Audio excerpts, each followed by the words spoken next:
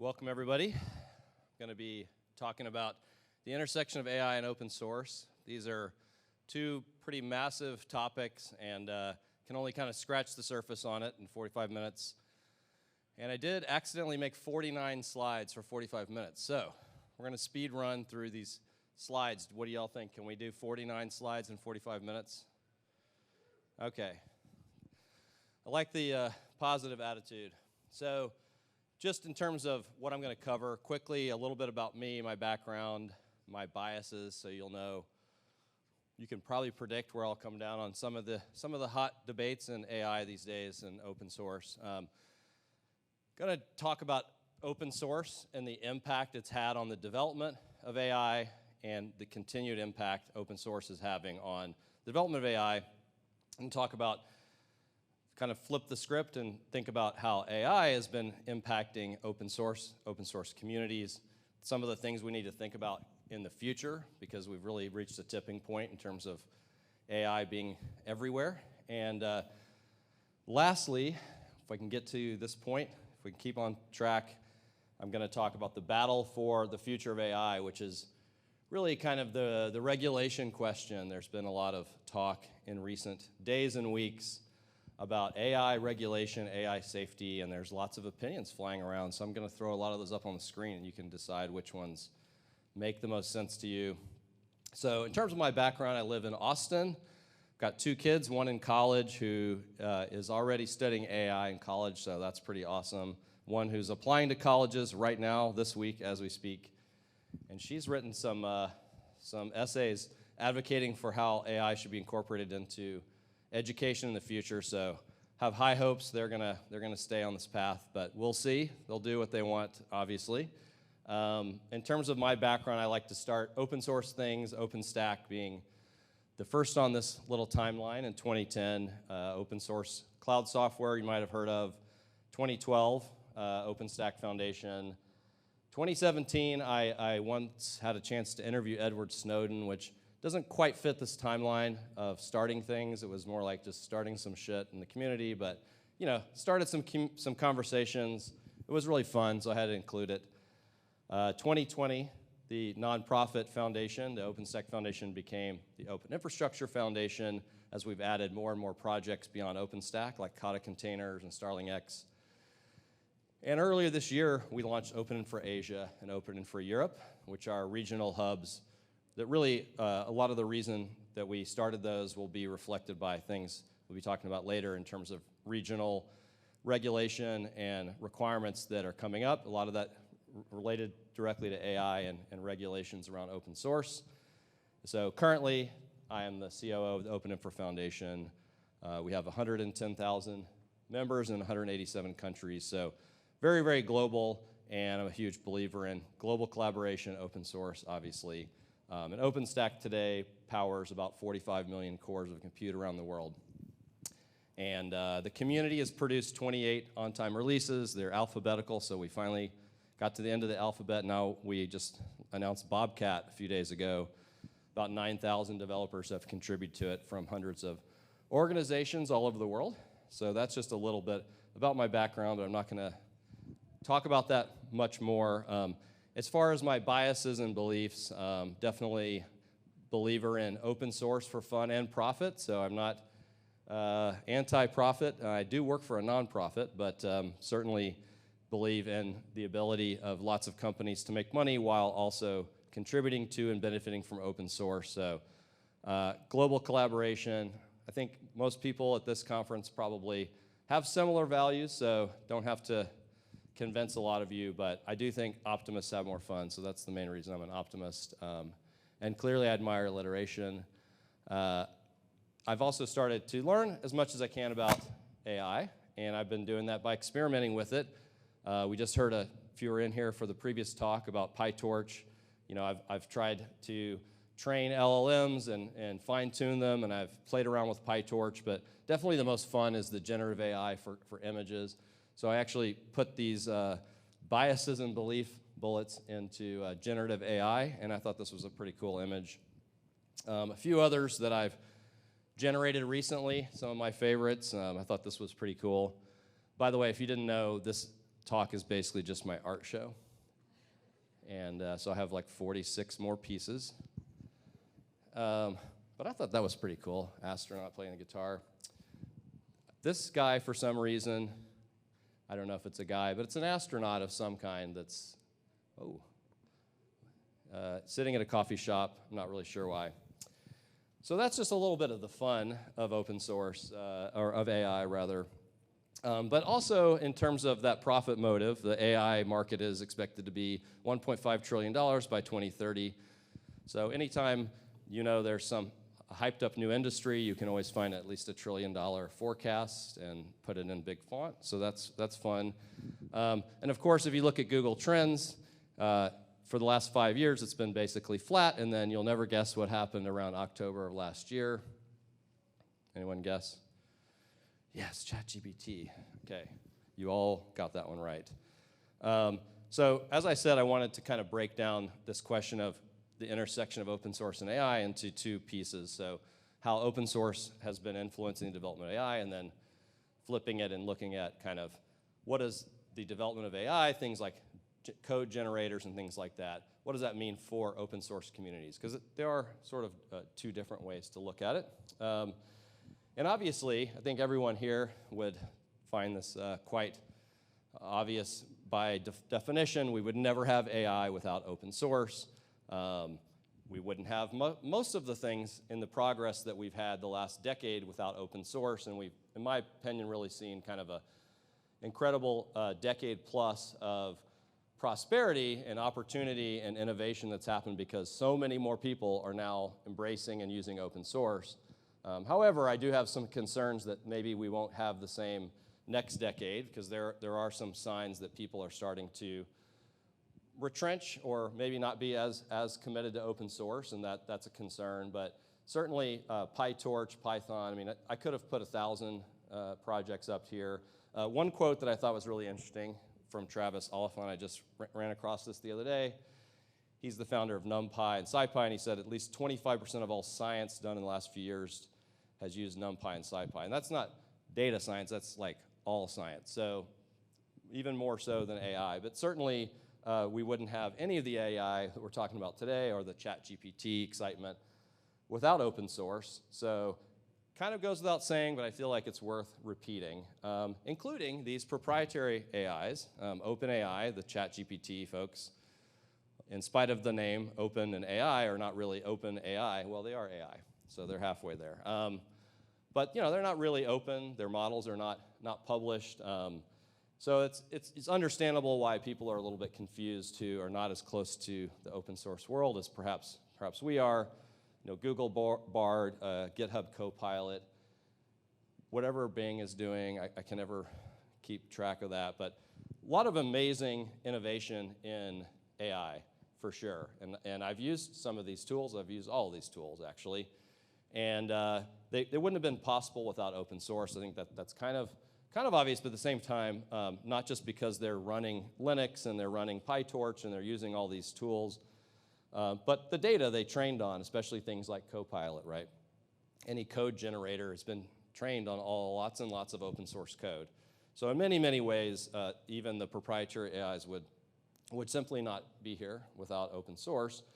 And to give one more concrete example, NVIDIA, you've probably heard of, best known for their GPUs that you can hardly find these days without knowing somebody, but they actually use a lot of open source. A lot of this is not as well known because they're not as much known for that, but in their internal training systems, where they're training their AI systems, their foundation models, they have a massive storage system, and this is not just text LLMs, this is generative AI for images and video and audio, so massive, massive storage requirements.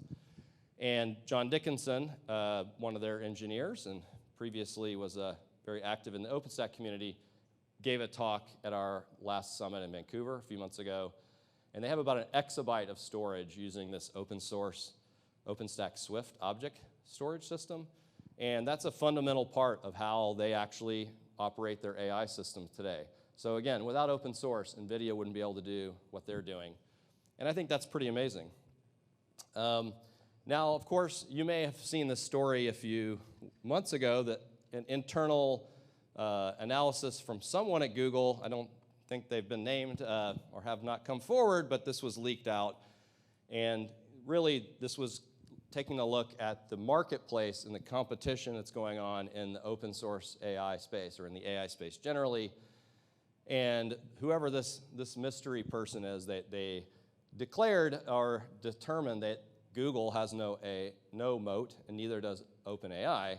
And that's, directly because of what's happening with open source in the world of AI. And so, by the way, there's a little asterisk here on some of my slides. I'll come back to that later. But this is an interesting, analysis. This was directly from this leaked internal report, but they talked about how with a lot less money and a lot less time and resources, some of these open source models were able to perhaps not completely match GPT-4, but get very, very close. And this is like 6-9 months ago. So a lot has happened since then. But I think it really makes the point that open source is a huge force in the development of AI right now.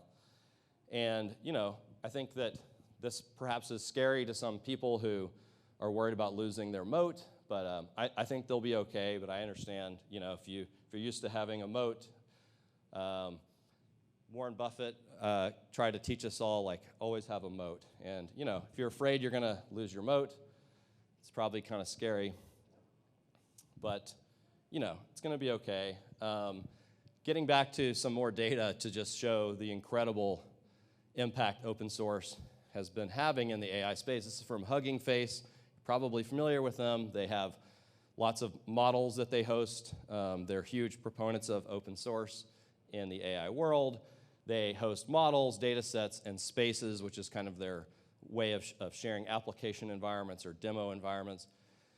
And these graphs, this isn't like the 5-year Google Trends graph. This isn't even a year-over-year graph. This is from January of this year to August of this year.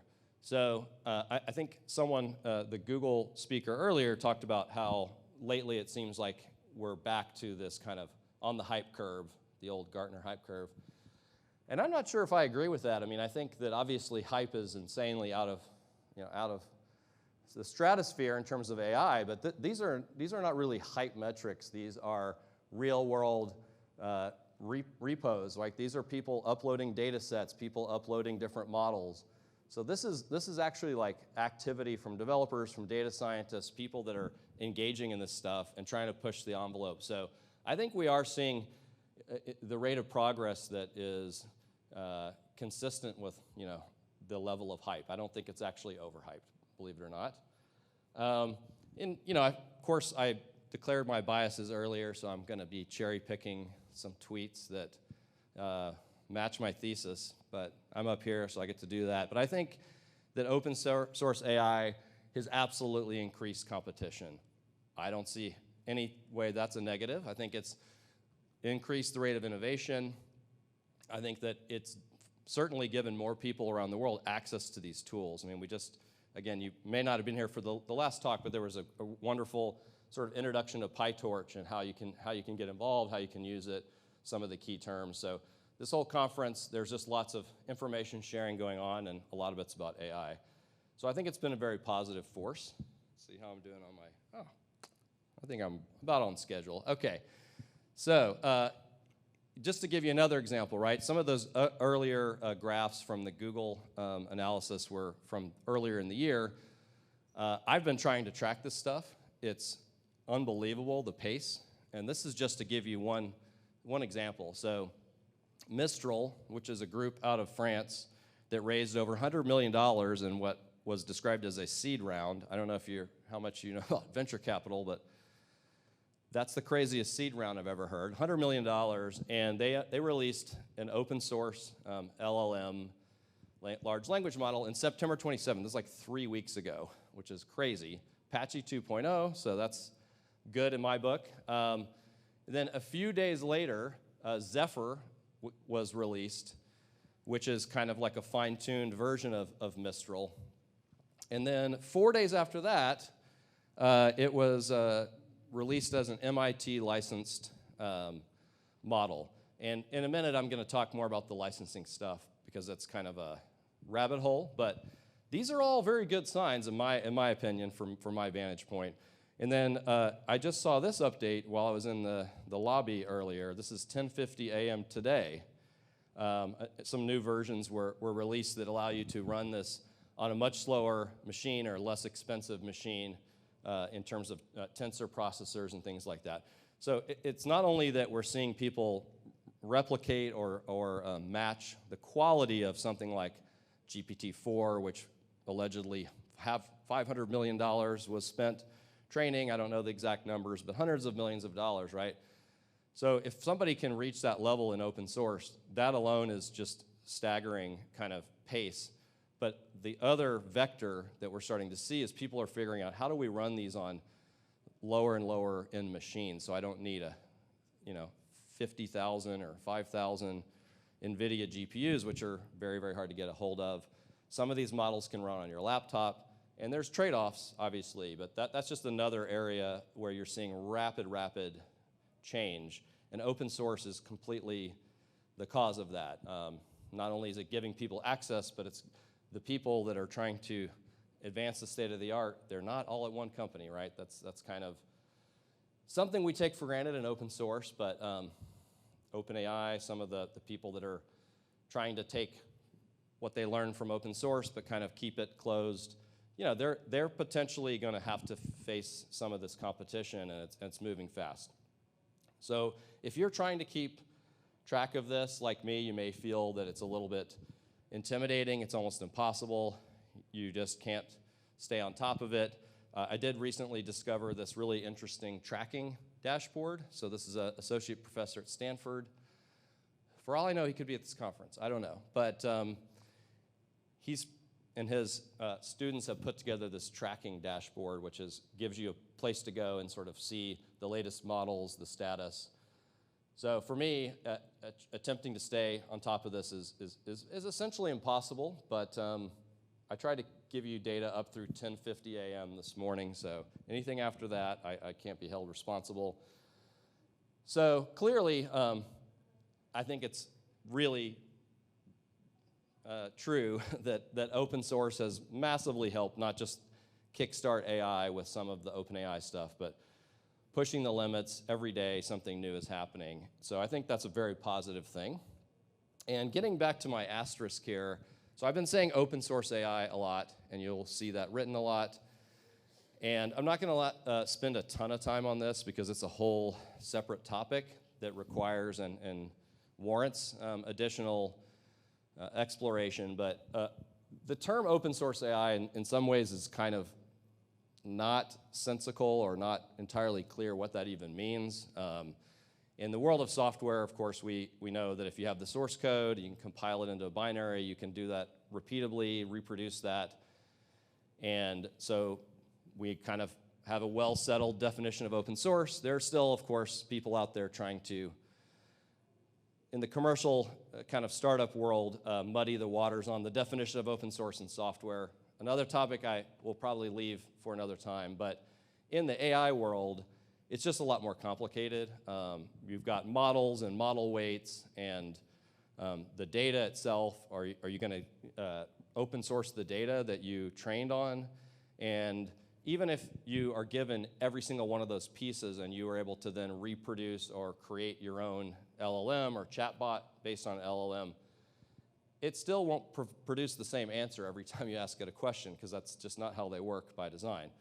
So all of the sort of things that we expect when we say open source, they don't really fit precisely in the world of AI. And I think the press who's covered this has also had a little trouble knowing how to talk about it accurately. This is Wired talking about Meta, so you've probably heard a lot of talk about the Llama models if you're following the LLM world and open source. And sort of most of the headlines are along these lines. Meta's open source Llama upsets the AI horse race. And in fact, this is actually not open source. I think it's really great what Meta's been doing.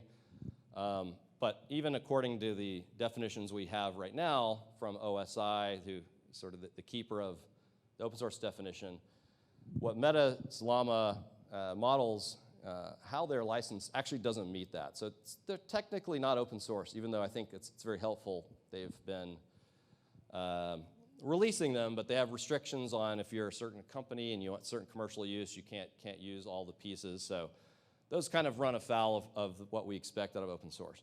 So all I'll say else on that is that there is a really awesome group that's kicking off right now. I'm participating in it. A bunch of other people are that know a lot more about it than I do, so I'm just happy to be a part of it. But the OSI, the Open Source Initiative, Stefano Maffuli is maybe here somewhere. He's definitely around the conference. He's been kicking off this effort. There's a definition working group tomorrow here at All Things Open. I'm not sure what room. And then there are a couple of other events. I'll throw this up again at the end so anyone who wants to get involved in this can, and sort of get back to the regularly scheduled program. But the point here is really open source AI it's complicated. So now we're going to turn to the effect that AI is having on open source. So I talked to a developer, and he is also concerned that perhaps he doesn't have a moat anymore.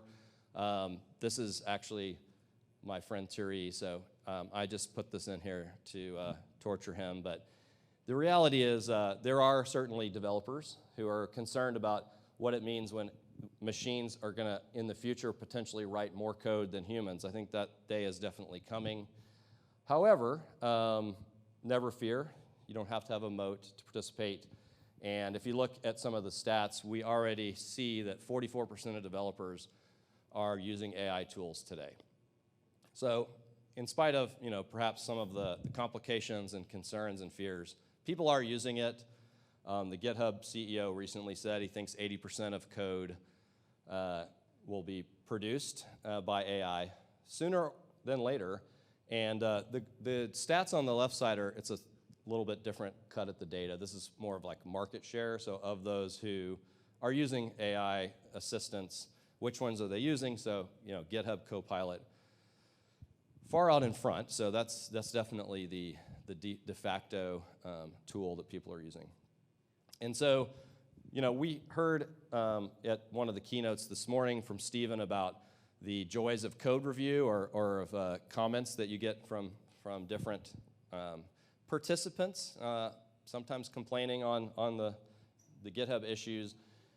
Just as an example of what's happening in communities, so a big part of open source is code review. The Python community is just one of many communities having to deal with this now, which is more and more patches are coming in, which are written in part or entirely by AI or by these coding assistants. And, it's not necessarily a bad thing per se, but it does create a lot of new challenges and sort of cultural shifts that need to be navigated. Because, for example, when you submit a code for review and somebody has an issue and wants to have more of an explanation, how did you write, why did you write it this way? Why did you solve the problem this way? The person who is listed as the author is not really the author, right? They may have gotten the code from code generator. They might not be able to explain it. They might not actually know why it was written that way. And so then who are you going to ask, right? So it's going to cause open source communities to have to evolve and change. And there'll probably be some rough patches along the way. This is just kind of a fun example. It's not about coding, but the sci-fi community it's been flooded with a lot of generated books in the sci-fi realm. And so they're having to figure out how to slow down this avalanche of books that are perhaps not very good, but also definitely not authored by the person who claims to have authored it. I do think that it's a little funny because I feel like the sci-fi community should have seen this coming. Like, if anybody should have seen this coming. But this slide is shockingly blank. I see. It's a build slide. Oh, that's complicated. Okay. So some of the questions that we have to grapple with as open source communities, open source foundations is, in this new world, this brave new world, what happens to the kind of alignments of incentives between organizations and open source communities when you have this kind of, the robots are at the table, when we have more and more code development without humans, some completely built without humans? Like, what does that mean for our norms and our collaborations, for our all things open? Are we gonna invite the robots in? The legal question, this is a massive one that is completely unsolved at this point. Right now, today, I guarantee you, in open source projects that you participate in or consume, code has been submitted, probably accepted, that's been written by machines. That's not really contemplated by any of the legal frameworks. We can sort of bury our head in the sand for a couple more days, but we're gonna have to tackle this because it's happening. And then, of course, how are we gonna accept the code from these machines? And, I tried to pick a lovable machine to ask this question, but how are we gonna accept the AIs as members of our communities? Has anybody ever thought of that? I don't know. I guess they're gonna have to get friendlier if we wanna bring them to happy hour. But I think that when you tease these apart into these two topics, how does open source been influencing AI and how's AI influencing open source? I believe we've reached this sort of tipping point. And at this point, I don't think you can actually separate these topics anymore. I mean, we have, particularly in the world of code generation AI, so that sort of subset of the AI world, those AIs were trained on open source code. Our open source code in our open source communities is starting to include code that's created by AI, right? So we've kind of reached this tipping point here, and I think that we've these two things are now really inseparable. And as we talk about in the next section, how am I doing on time?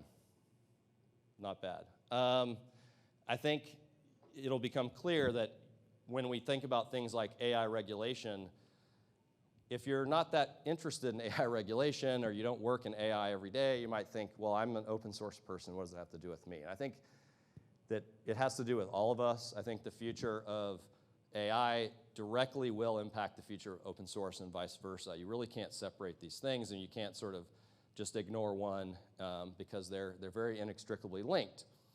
So to kind of recap before I go to the great big debate about AI regulation, I think we can all agree without open source, we would have no AI today, hopefully no dissenters, but if you disagree, let me know.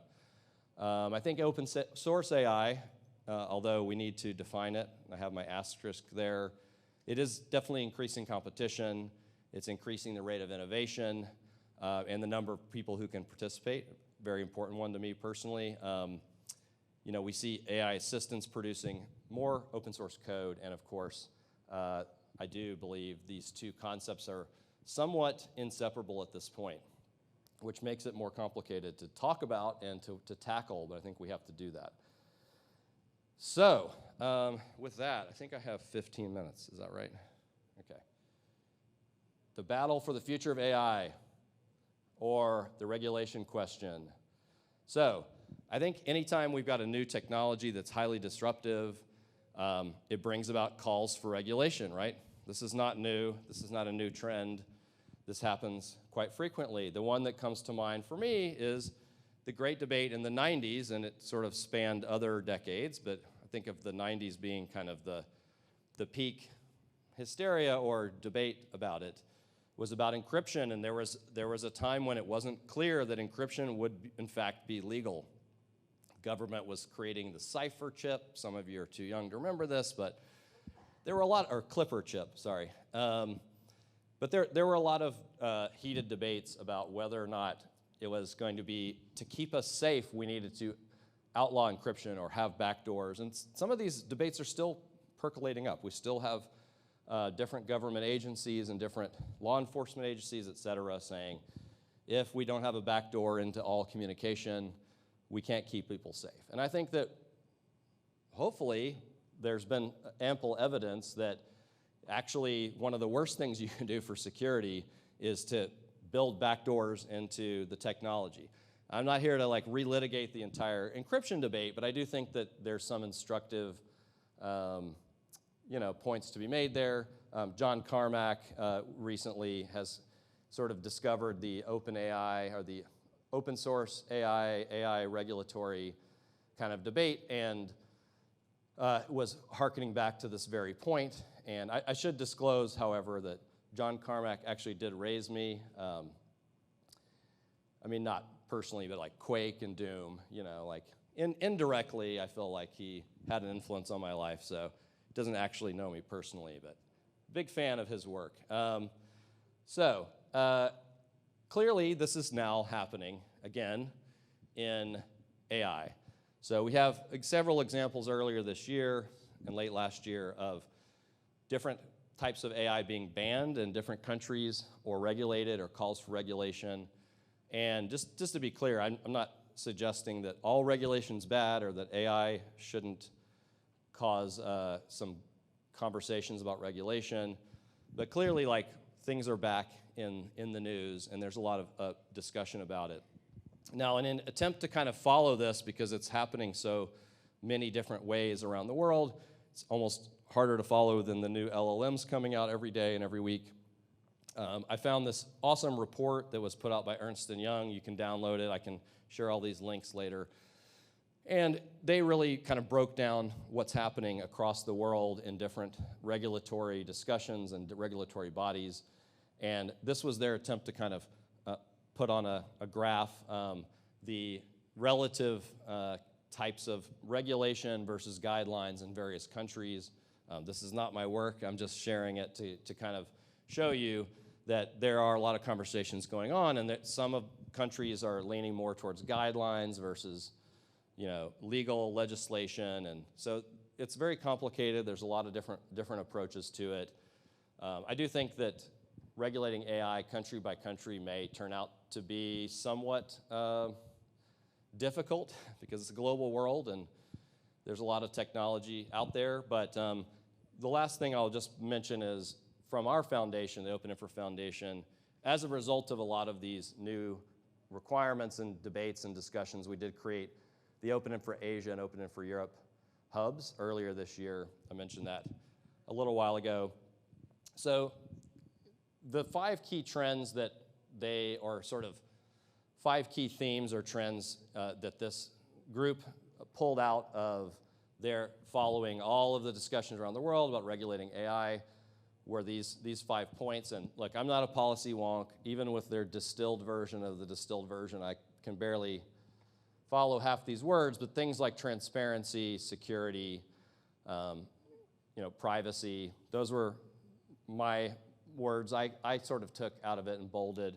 And I think clearly we've seen historically, and I still believe it's very much the case, that open source is a better way to tackle the risks of AI. And I think there's more risk in starting to restrict or even eliminate open source from the AI world. And I think that's something that is a possibility. It's a real possibility that open source in all its forms could potentially be restricted as a result of some of these AI discussions.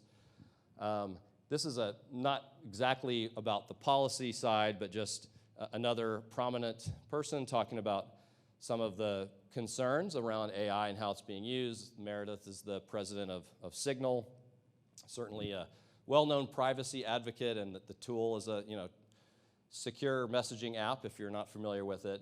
And I thought she made a very strong point, which is that surveillance is sort of very much wrapped up in AI. A lot of the way the models have been trained is on data that was collected from companies that sort of like to watch what we're doing online as part of their business model. And then on the flip side, where you see it often getting applied is in things like image recognition, facial recognition, things that are sort of turning around and monitoring us on the other side. So I definitely think there are reasons to be cautious and concerned about ways AI might be misused. And so I don't think that's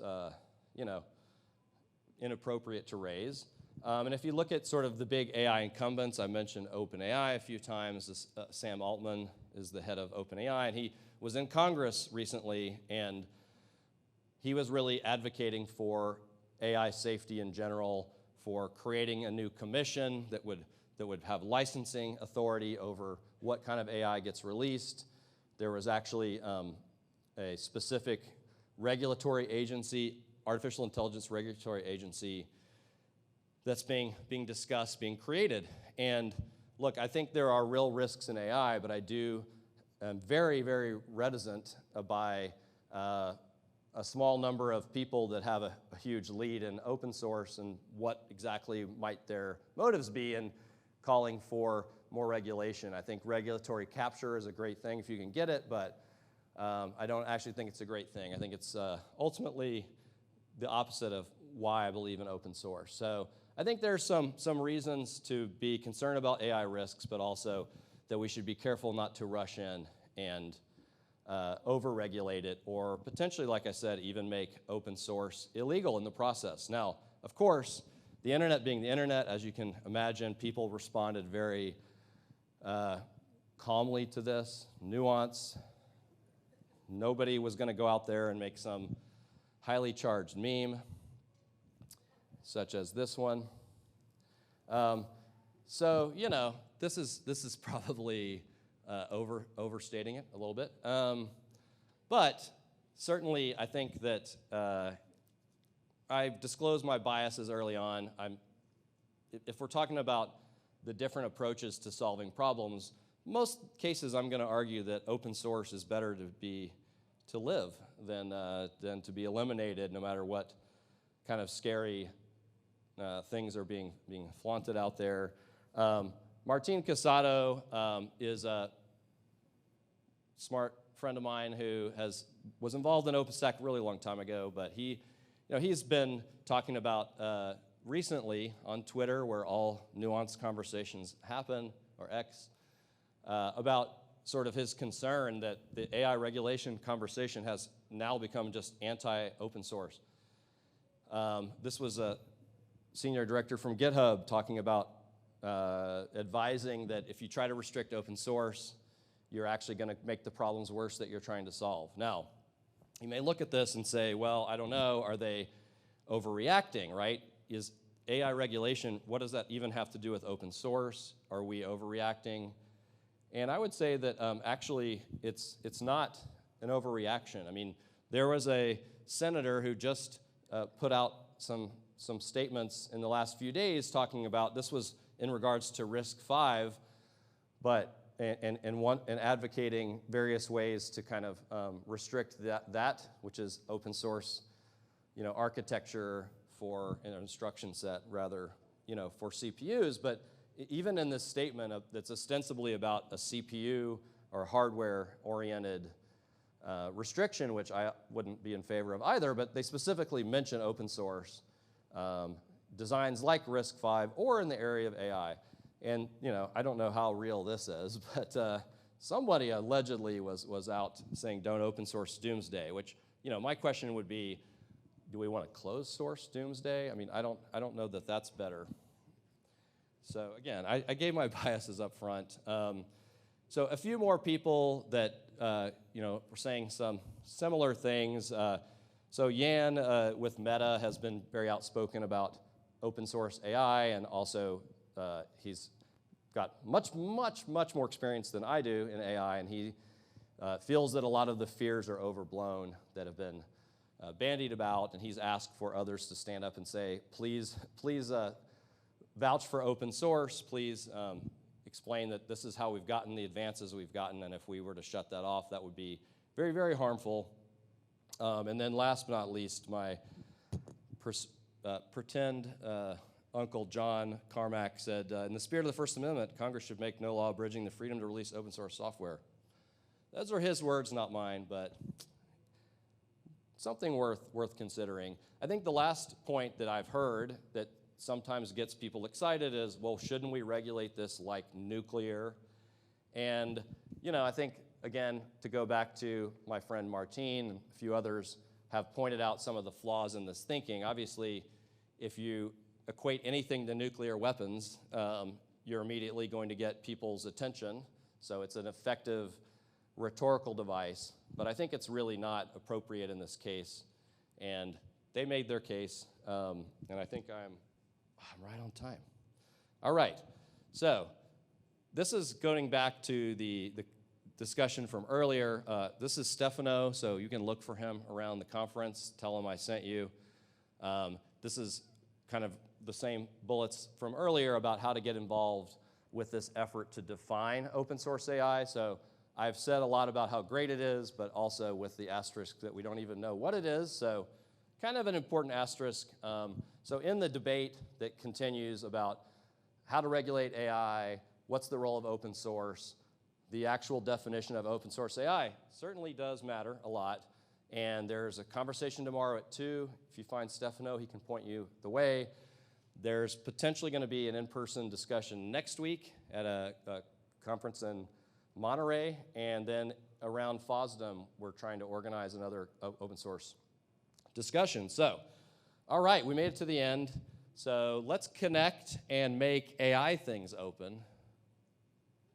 That's my dad joke. And I did conclude with one other quote. The worst atrocities, maybe half of them arose directly from the powerful had a monopoly or near monopoly on some key capability. Now, this is from a sci-fi book, so, you know. But I don't know, I think it's pretty good. Last but not least, my daughter was encouraging me to create generative AI of Ken surfing, and then she said, "Can you make it look like you, Dad?" So that's an attempt. And that's it. There's my QR code. You can find my links at markcollier.me. That's just like all the Twitters and X's and whatever things. And thank you very much.